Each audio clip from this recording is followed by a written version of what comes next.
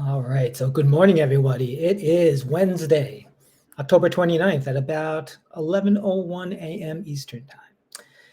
And I haven't made a video like this in such a long time, and just wanted to apologize to everybody for ghosting you all on social media, especially everybody that was meditating with me at 5:55 every morning. And just want to let everybody know that what was going on with me and what the heck happened. So this might be a really long video. So if you decide to watch it, settle in, grab some coffee, and I'll let you know what has been happening. So it all happened on May 21st. And how do I know that it happened on May 21st? Because it was 2 days after my 51st birthday. And at about midnight on the 21st, I started to have full body pain, not body aches, body pain. And it felt like my entire body was on fire.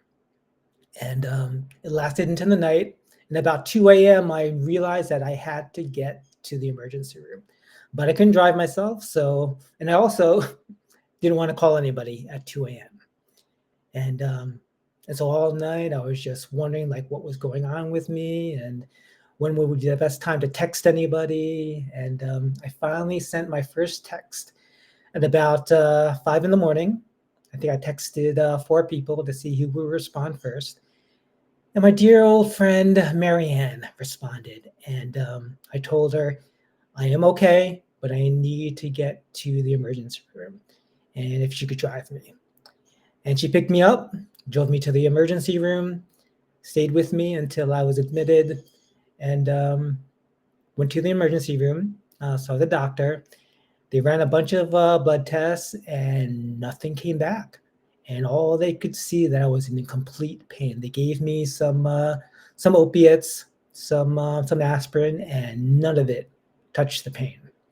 So they bumped it up, and they gave me liquid morphine. And that was the first time in about, I don't know, 6 hours that I felt any kind of relief. And they eventually sent me home with no idea what was going on with me. They had no clue what was in my body. And yeah, I dealt with this pain for a day. And the next day, I couldn't take it anymore. So I did a telehealth, hoping that they could prescribe me some medication as well. And at the end, they said, we don't know what's going on with you. And I was like, can you give me some painkillers or anything like that? And they said that they could not do it. It was policy that they couldn't give me any painkillers. And they gave me some muscle relaxants. Went to the pharmacy, got the muscle relaxants, and it did nothing for me. And for the entire weekend, I was just trying to manage this pain. And the thing with this body pain was that every time that I had any kind of pressure in my body, it would turn immediately into pain. So about 5 minutes of sitting down or lying down, the pressure of lying down would turn into pain. And I didn't sleep for 2 days. Monday morning came around. I decided to go to urgent care. And a friend of mine drove me to urgent care. And the same thing with urgent care. I went in, they did some blood tests, and they couldn't find anything. And I knew that I had an appointment with my primary care physician. This is the first time I was going to see her. I believe it was going to be the week after. This doctor at urgent care gave me some morphine pills to take home. And the first day that I took it, it did what it was supposed to do. And then the second day, absolutely nothing. The pain was just completely unbearable. I finally went to see my primary care physician, running tests, everything, blood tests, and still nobody could find out what was wrong with me. And during this time, I was still going to work, trying to muscle through everything. I'm doing as much as I could. I wasn't teaching yoga anymore because anything physical was just too much for me. So all I did was talk groups. And thank God for the staff at work, because they were able to pitch in, and I did as much as I could. Eventually, I kept on seeing the my primary care physician, and eventually she found out that I had some markers for autoimmune disease, and she thought that maybe it would be lupus. And she put me on some medication for lupus. I asked her if she could give me some painkillers and whatever, and she kept on saying, "You know what? Let's just deal with the with the condition that you have. I don't know what's going on with you, so let's get into the painkiller game. And also with the history that you have, we don't want you to put on painkillers." And I just wanted to yell at her because I was experiencing so much pain, and she wasn't figuring out what was going on with me. And at one point, I remember seeing a friend of mine who is a licensed clinical physician, and she said, "Why don't you ask your physician for some gabapentin?" I was like, "Okay, gabapentin, all right." So the next time I see her, I asked her for some gabapentin. She put me on gabapentin on a really low dose, and it just didn't do anything for me. And this whole time that I was on gabapentin, I was like, "This gabapentin just does not work." Eventually, after this month of just trying to muscle through, going to work, I eventually realized that I wasn't getting any better, and it was actually getting. I felt like it was getting worse. And going to work, I was just not present for clients. I wasn't present for my staff, and in the back of my mind, it's just like, I can't believe I have to take FMLA again. And if you are someone who knows me, I took FMLA for my depression in, I believe it was 2024. I took 2 months off. And the difference between last time that I was on FMLA for my depression and the chronic pain that I was feeling was that when I was undergoing the depression, I could always convince myself to go out for a walk, get outside, and that would make me feel better. Um, with this chronic pain, I couldn't go for walks because every time that I went outside or did anything physical, I would pay for it later, or I would pay for it in the moment. And that being strenuous with any of my muscles just turned into pain.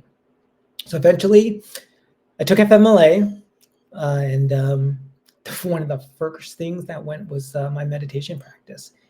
I stopped doing 555 meditation for the first month. I was just putting on recording because I thought that I was gonna get better. I really thought that I was gonna get better. That it was only gonna take another week. That maybe I just needed a restful weekend, and I would just get better. And things weren't getting better. And when I saw my primary next time, she said, "I'll put in a referral for you for a rheumatologist," because she really thought it was lupus. And I wouldn't be able to see that specialist for about 2 months. And I was thinking, my FMLA only lasts 3 months. I cannot just wait for 2 months. So I went on a search for another rheumatologist that would see me sooner. And I went to a rheumatologist in Pittsfield, Massachusetts. It's about 20 minutes or 40 minutes away from where I live. And he was able to see me within, I think, about a week and a half.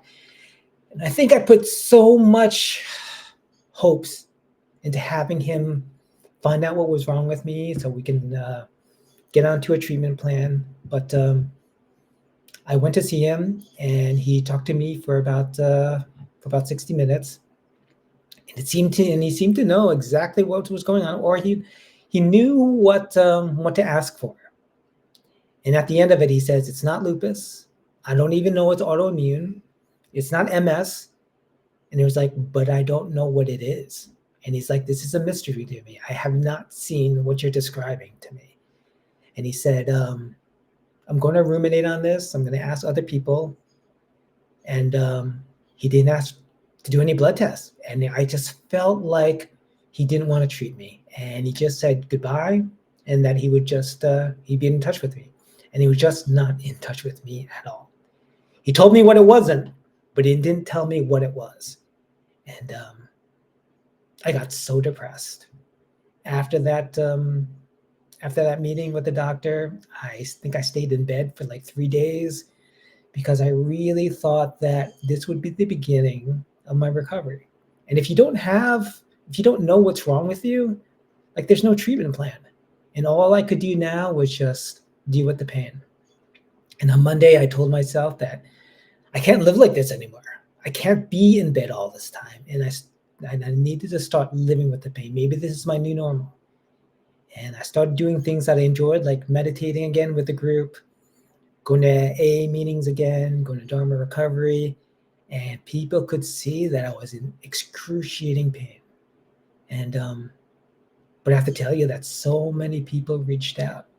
So many people sent me texts, asked me what they could do for me. Some people made me food, dropped off food, spent some time with me. And my friend Becca, when she found out what was going on with me, she came over immediately and she told me that she was going to make a commitment to me to see me every single week, and that I did not have to do this alone. And I think that was the most important thing that I heard, that I don't have to do this alone, and that I did have a network, that I had friends that could help me. And the problem with me is that I don't like asking for help. And one of the things she told me was that it doesn't matter the content of how people are helping you, just accept the help. And I think that is one of the lessons that I had to learn from this, that this self-reliance on myself, this, I can do this on my own, um, I can't do that anymore. And that I do have to reach out for help, and also just accept the help when it's asked of me. And I remember her coming to see me every week, like she said she was going to do. And at one point, she said, like, I'll just come over and I can help you clean or do laundry or anything like that. And she even joked, I'll come over and do laundry, but I know that you're going to clean up a little bit before I come, so I'm not going to surprise you. And maybe on Monday or at some point, we'll clean your house. And of course, I didn't want her to see like the messy pigsty that I was living in. And the next time she came over, she looked around and she was like, you cleaned up. And I was like, you know what? I realized that I wasn't too sick to clean up, that I was just being lazy. And she looked at me and she was like, Thuan, I just want you to realize that you are not lazy. You are sick. And that was when I realized that I had so much guilt around being sick. And that was something that else I had to work on. Because I know that in active addiction, there were so many times when I didn't go to work, that if I was hungover, that calling out for work would like be so easy for me to do. If I was sick from staying up all night, doing crystal meth, that, I feel like I took advantage of being sick before. And it reminded me of that time that I was just not taking care of my responsibilities, and it felt like I was active again. And that was such a huge thing for me, to just start accepting help. And so I'm going through this, trying to manage the pain as much as I can. I'm going to meetings.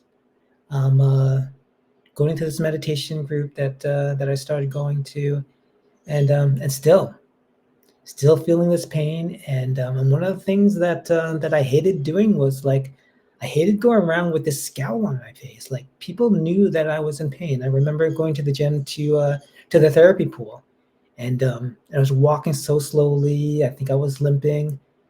And one of the people that was working there was just like, "Are you okay?" And I was like, "Oh, I can't believe that. Like, I have, like, people know that I'm not doing well." And so I'm going through this, not getting any better. And I remember when my friend Becca came over one day, and she asked me how I was doing, and I just started crying. I was just like, this medication that I'm taking is making me nauseous. I'm still feeling this pain, and it's like, what do I want to feel? Do I want to feel this nausea, or do I want to feel this pain? And then I had to make a decision. And she just looked at me and she said, just feel the sadness. And during the when as I was crying, I was just like, I realized that I hadn't cried for the entire time that I was going through this, and it just felt so good to just release this. And then she asked me, "So, who is your favorite spiritual teacher?" And I just told her Neil Donald Walsh. I love the writings that I've been reading from him. And she said, "Why don't you see if you can get an individual appointment with him?" And I was thinking to myself, you know what? I probably can't, but I do have AI. So when she left, I typed in, "What would Donald Walsh say about chronic pain?" And I typed it into Google, and it came back. Neil Donald Walsh says that any kind of pain is a misalignment between mind, body, and soul. And so I said, so how do I align all three? And it said, for the body, move the body, do some qigong, some tai chi, some light stretching, get out, do some walking, just be able to move the body. For the mind, it said to meditate, of course, to meditate, to journal, and to do affirmations, to stay positive whenever you can. And when I got to soul, it said, the soul is using pain for its own agenda. And you can find out what the agenda is. You can figure out what this pain is trying to tell you. And the funny thing was that I've been dealing with the pain through the body, and it had nothing to do with the body. It all has to do with the soul. And I didn't know exactly what the soul was trying to teach me, but I know that the soul's goal is for evolution and growth. So when I felt pain, I instead of want to pick up a pill, instead of just pushing the pain away, I kept on saying, there is pain in my body, and I am still okay. There's pain in my body, and I am still okay. And then it changed to, I know that this pain is here for my growth and my evolution. I know that this pain is here for my growth, my evolution. And then I started saying, thank you for this opportunity to grow and evolve. And at some moment when I was saying these affirmations, for some reason I said, thank you for choosing me. And when I said that, I was like, whoa, hold on. We've got to unpack that a little bit. And why did I say that? And I realized I said that because I know that I'm going to get through this. I know that I'm stronger than this, what's ever going on with me. And then eventually, I'm going to be able to teach this. So instead of reacting negatively to the pain, I started to turn around into gratitude for the pain. And I remember reading somewhere that pain is like a visitor that knocks on everybody's front door and just waits for somebody to answer and let it in. And a lot of us, when we feel the pain, we want to push the pain away. We don't want to answer the door. We want to take a pill. We want to push it away. And now I was trying to invite it in. Ask it, what are you trying to tell me? And still, I had no idea what it wanted to tell me. So eventually my FMLA ended. And if you've ever been on FMLA, you know that your job is protected for 3 months. And after the 3 months, you need to go back to work. And if you're not able to go back to work, that you can petition your company to still hold the job for you with a doctor's note and whatever. And because I wasn't feeling any better, I petitioned. I put in a request to extend my leave, and they decided not to hold my position. And I have no animosity towards my company for doing that. And we went back and forth with like, what are my options? What can I do? And there was a remote position available, and all they said was get a doctor's note and see if you can be cleared for this position. And I asked my primary care physician for a letter, and she never responded to me. That was the funny thing. She never responded to me. And so my health insurance was ending at the end of the month, so I had to move everybody to Massachusetts. I got in onto Mass Health, And I felt good about this. I felt good about just starting over with better. I felt like I was going to get better doctors, and I just put that out in the universe. Um, and the funny thing was that yeah, that letter. For a while, the lack of that letter from my physician bothered me because I kept on calling, I kept on asking her for it, and still nothing, no response from her. So eventually, I decided to resign for medical reasons. And here's what happened: the same day that I resigned for medical reasons, I sent in an email with a formal resignation. I saw my new primary care physician in Massachusetts, and then the day after, I saw a friend to talk about a new business opportunity. And within 24 hours of those events, I started feeling better. And I don't know about you, but I do not believe in coincidences anymore. And I think letting go of my old job, having the possibilities of a new position or a new business opportunity, and having this new doctor, all was just a perfect storm for me to get better. And now I feel so much better. The thing that my doctor did was he looked at my medications, and he said that, and he asked me whether or not the gabapentin was working. I was like, I have no idea if the gabapentin is working. And he said, "Why you're really on the low scale of this gabapentin? Why don't we bump this up?" And I thought maybe he would bump it up by maybe 100 milligrams or 200 milligrams.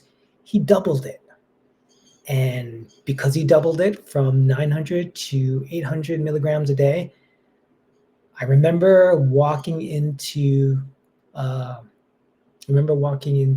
Big Y one day, and this was a Thursday morning, and I was walking like I normally did. And I thought to myself, this is my normal walking.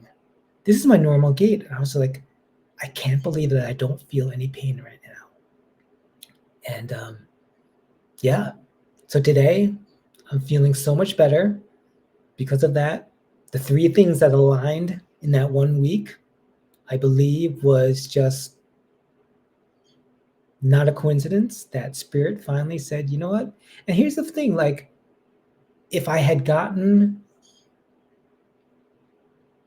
that letter from my primary care physician, if I had gotten the gabapentin earlier, I'd be going right back to work. And because those things didn't happen, I'm going to do this new business opportunity.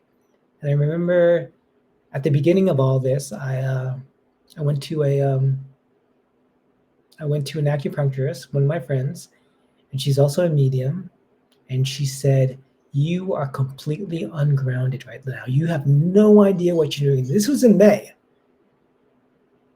And when I finally became grounded and took a different route for my career, I think that's when Spirit said, all right, it's time to get better. And so that's what happened. And I'm sorry for immediately dropping 555 meditation. Not immediately dropping it, but doing what I could abruptly. That's the better word, abruptly stopping 555 meditation. But 555 meditation is coming back. I'm feeling better. I'm thinking maybe next week, maybe on Monday, I'm going to start again, because I really do want to get my meditation practice back in shape, and I would love for you guys to join me if you can. So that's what's happening. If you made it this long, thank you so much for indulging in me. And yeah, I'm back. So I love you all, and may all you be well.